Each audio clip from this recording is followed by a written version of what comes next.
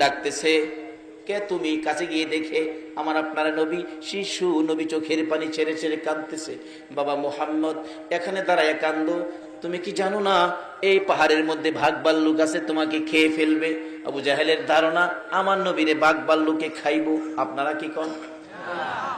আমার নবী কান্দে, চাচা আমি বাঘ ভাল্লুকের ভয় পাই না গো, আমি কান্দি আমার বাবা কই, আমার বাবা কই, আমি একটাবার বাবা কইয়া ডাকতে পারলাম না। আবু জাহেল বলেন, ও বাবা, তোমার বাবা তো দুনিয়ায় নাই, মৃত্যুবরণ করেছে, আসো তাড়াতাড়ি তোমাকে বাড়িতে নিয়ে যাই। আবু জাহেল নবীজিকে উপর থেকে নামাইয়া ঘোড়ার পিছনে বসাইয়া ঘোড়াকে আঘাত করতেছে। ঘোড়ারে তাড়াতাড়ি চল, বাতিজাকে বাগে খাবে, আমাকেও বাগে খাবে, চল তাড়াতাড়ি চল চল চল। ঘোড়ারে আঘাত করে, ঘোড়া খালি চোখ লাল করে, উড়ে না, মারে চামড়া ফাইটে গেছে আঘাতে, রক্ত ছিটা ছিটা বাহির হয়।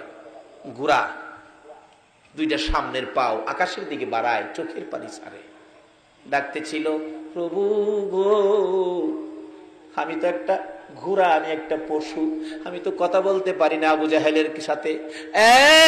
প্রভু, আমার একটু জবান খুলে দাও তোমার বন্ধুর পরিচয়টুকু দেওয়ার জন্য। আমার আল্লাহ বলেন, ঘোড়া রে, যার উসিলায় কুল কায়নাত বানাইলাম, এই নবীর পক্ষে কথা বলতে চাইছস, যা আমি আল্লাহ তোর জবান খুলে দিলাম। যেই নবীর পক্ষে গেলে ঘোড়ার জবান খুইলা দেয় গো, এই নবীর পক্ষে গেলে আমরা কি শান্তি পাইতে পারি না? ঘোড়া যদি জবান খুলতে পারে, জবান পাইতে পারে, আমরা কি শান্তি পাইতে পারি না? জবান তো খুলে গেল ঘোড়া।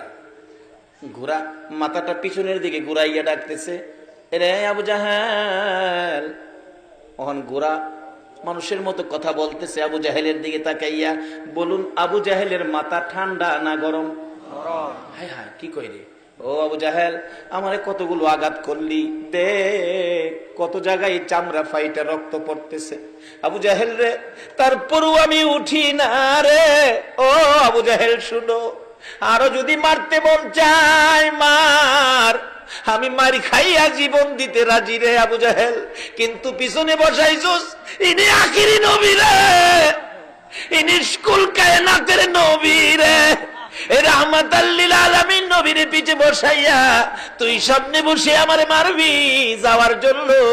আমি ঘোড়া বলে দিলাম রে, আমার জীবন যাবে, আমি সামনে যাব না। যতক্ষণ পর্যন্ত শিশু নবীকে সামনের বাগে না বসাবি, তুই পিছনে না যাবি, আমি ঘোড়ার জীবন যাবে, আমি সামনে যাব না। আবু জাহেল কই, ভাতিজা দেরি করা যাবে না, ভাগের ভয়, তাড়াতাড়ি সামনে আসো। সামনে আসলে ঘোড়া এক দৌড়ে বাড়িতে পৌঁছাইয়া দিলেন।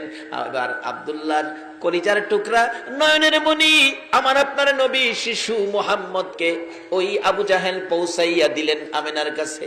আবু জাহেল বলতেছেন, আমেনা গো, তোমার ছেলেকে পাহাড় থেকে আমি নিয়ে আসছি, যদি তোমার ছেলেকে আমি না নিয়ে আনতাম, জংলার বাঘ তোমারে খেয়ে ফেলতো। আমেনা মুস্কি মুস্কি হাসে। হাসো তুমি? ছেলেরে খেয়ে ফেলতো আর তুমি হাসো? আমেনা বলেন, ও আবু জাহেল, আমার এই ছেলেরে জংলার বাঘে খাবে না। বলো কি? তুমি কি আরো বড় কথা কও? রে আবু জাহেল, বড় কথা বলি কেমনে শুনো।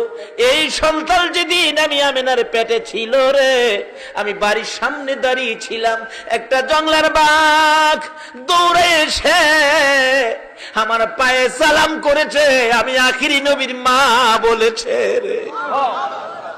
যেই নবীর মা হইলে জংলার বাঘে সালাম করে রে, এই নবীর গায়ে জংলার বাঘ হাত দেয় না। বহু আলোচনা এখানে ছিল, লম্বা হয়ে যাবে, রাখলাম এখানে।